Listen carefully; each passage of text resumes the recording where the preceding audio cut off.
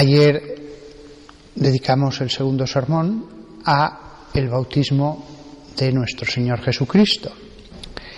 Y se me ocurrió, después de ese sermón, que un tema interesante sería preguntarnos: ¿Jesús recibió un bautismo?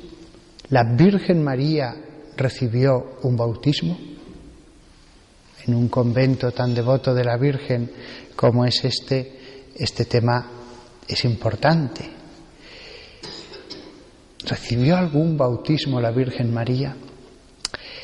Pues sobre este tema también los teólogos está permitido que tengan opiniones distintas, pero la opinión más acertada, y además de un gran teólogo totalmente clásico y tradicional como es el Padre Royo Marín, es que la Virgen María no recibió ningún sacramento, salvo la Eucaristía.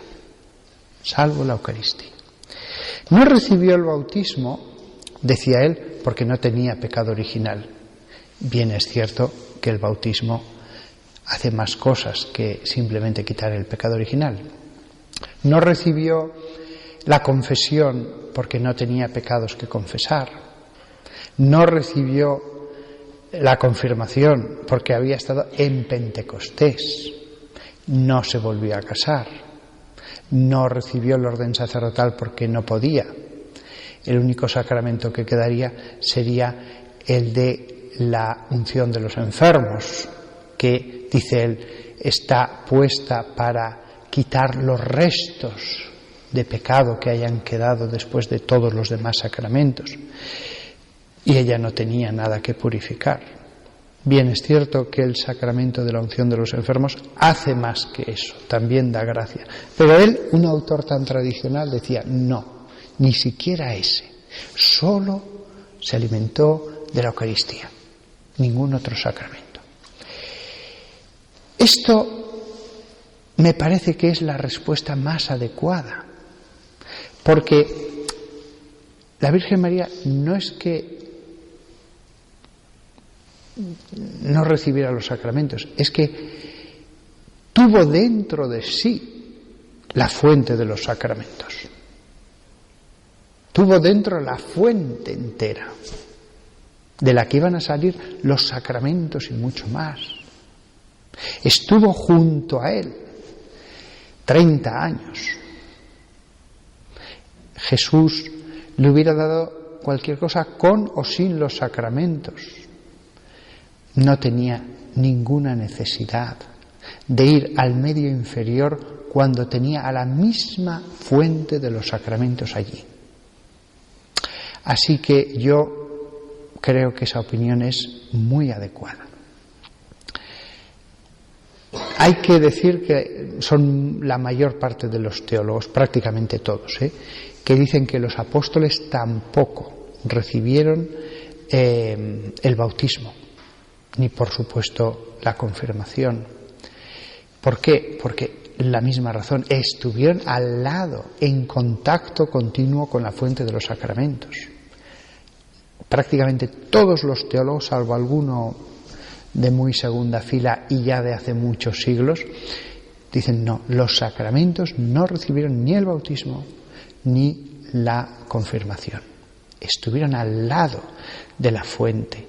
Si ellos hubieran recibido el bautismo, algo tan importante como eso, lo más probable es que hubiera sido consignado. Y de hecho, se consignan otras cosas menores, como cuando Jesús les exhala el Espíritu y dice: recibid el Espíritu Santo a quienes les perdonéis los pecados, etc. Se consignan cosas como esas y sin embargo no el bautismo. Luego, no parece lógico consignar una cosa y la otra no. Así que tampoco ellos, las 12 figuras centrales eran completamente sui generis.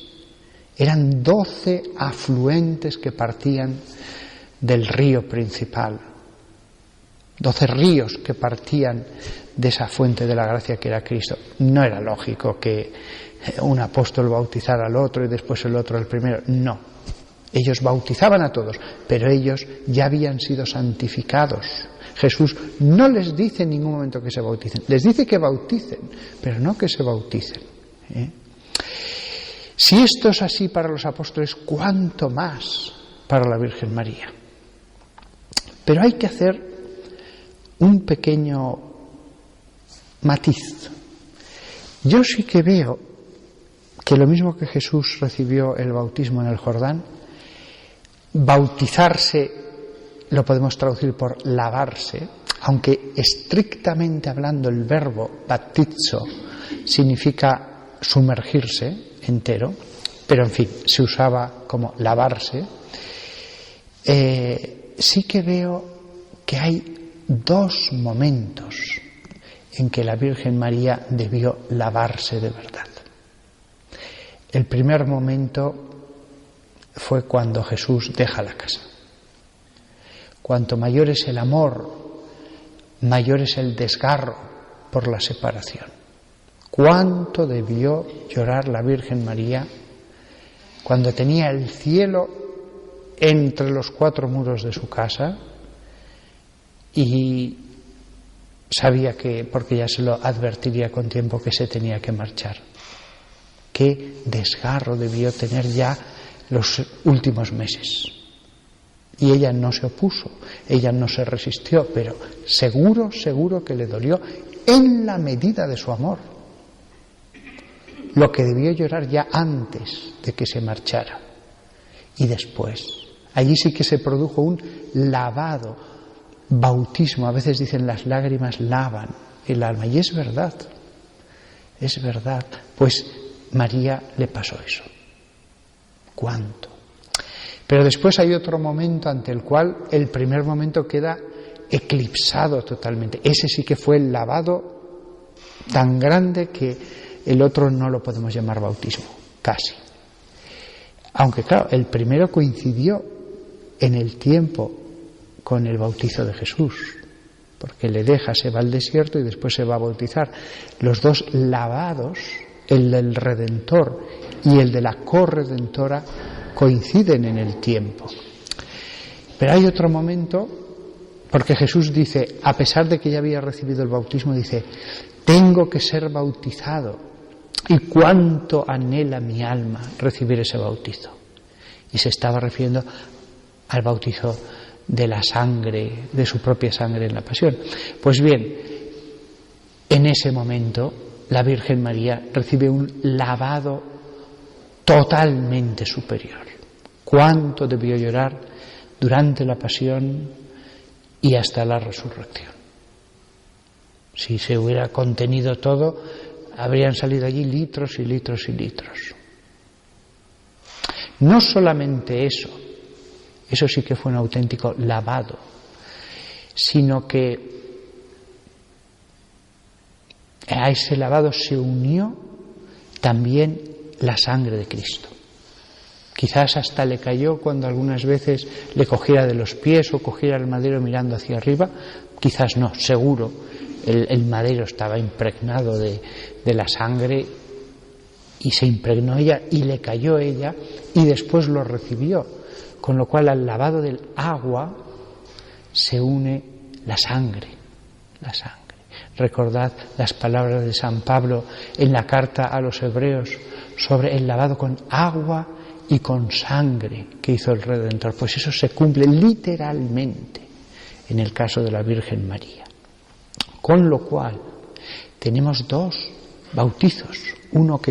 Porque en Jesús hubo 2 bautizos, por lo que acabo de decir antes. Él mismo lo dice, tengo que ser bautizado. Y hay otro bautizo, el de Jesús en el Jordán. Hay 2 bautizos en la corredentora también. Y en el segundo, incluso con la sangre, cosa que no había habido en el primero de Jesús. O sea, el paralelismo es perfecto. Quizás los hombres, que solamente vemos lo material, la escena, tantas veces pintada, nos fijamos solo en el dolor, pero no nos damos cuenta en la acción santificadora de ese bautismo mayor que cualquier sacramento del bautismo que se pueda nunca recibir. Si en el bautismo en el sacramento del bautismo Jesús produce un efecto espiritual en el alma del que lo recibe, cuánto más lo produjo en María, estando él allí como ministro de la santificación y derramando de un modo literal el agua sobre ella que salía de sus ojos y la sangre de su cuerpo. Este bautizo, en mi opinión, yo lo veo simbolizado en un momento de la misa. Hay un momento de la misa que lo recuerdo siempre, alguna vez no, pero siempre. Y es el momento de la purificación del cáliz. El sacerdote derrama el agua en el cáliz y dice la rúbrica: se puede echar una vez o 2 veces. Lo tradicional era echar 2 veces. Yo he hecho 2 veces. ¿Cuál es la razón de echar 2 veces agua en el cáliz? Al limpiarlo, es que si ha quedado alguna gota en la primera, algún resto de la mezcla, no quede absolutamente nada después de la segunda. Yo allí veo simbolizado el bautismo de María, es decir, las lágrimas que derrama María en la pasión. Ya dijimos en otro sermón cómo podemos ver simbolizada a María en el cáliz. Pues el agua de ese bautismo se contiene en su seno. Se contiene en el seno de María ese sufrimiento purificador. Pero además, la primera vez mezclado, indudablemente, con la sangre de su Hijo, lo que sucedió en la pasión. Fijaos cómo el simbolismo es admirable, admirable. Y después, la segunda ablución que se hace del cáliz, podemos imaginarnos que es el llanto de María, la continuación de ese bautismo de María, desde que acabó la pasión hasta la resurrección. Allí ya sin la sangre. Allí no cayó la sangre de Jesús sobre María, estaba ya con los demás en el cenáculo, probablemente allí. Y por eso en el cáliz solamente hay agua. Fijaos, el bautismo de María simbolizado en la misa. Es un acto sagrado. Por eso el sacerdote, después de echar el agua, antes de beber, la Iglesia dice que tiene que decir una fórmula, una pequeña oración, en la que le pide a Dios que ese agua se transforme en una medicina para la eternidad del que la toma. Es un acto verdaderamente que nos recuerda la pasión y la pospasión, porque en ese momento ya no está Cristo sobre el altar como no estaba en la cruz. Insisto, me parece tan perfectamente encajable lo que ocurre en la misa con lo que ocurrió en los evangelios, que lo podemos revivir todos los días. Pues nada más, que todos nosotros vivamos la misa como la pasión y que cada día podáis ver, como lo vieron los discípulos, el bautismo de María, y beneficiaos espiritualmente de las lágrimas materiales de María. Hay una cosa más que recuerdo siempre que hago las 2 abluciones del cáliz, y es el final de la película Ben-Hur.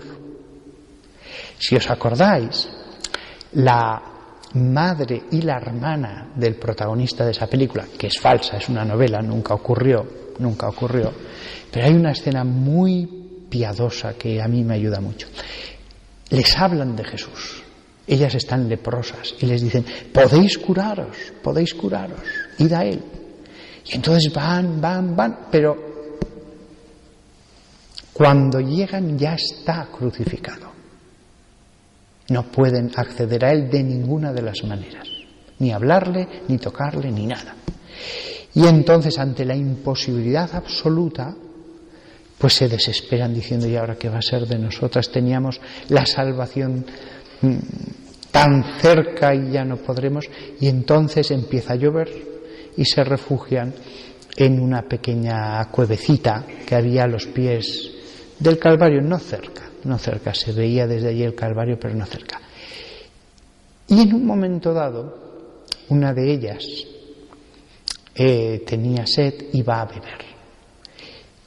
Y beben las dos. Lo que no sabían ellas era que la sangre que había caído de la cruz había corrido por el Calvario y por esos arroyuelos había llegado justamente a un reguero que estaba allí. Y entonces quedan curadas. Es una escena que siempre la recuerdo cuando bebo el agua mezclada con la sangre en el cáliz. Eso no ocurrió, pero podía haber ocurrido perfectamente, que por la fe de unas personas hubieran quedado curadas simplemente por eso. Pues también esa escena la vivo siempre en la misa. Que todos nosotros profundicemos en el misterio de los dos bautismos místicos de la Virgen María.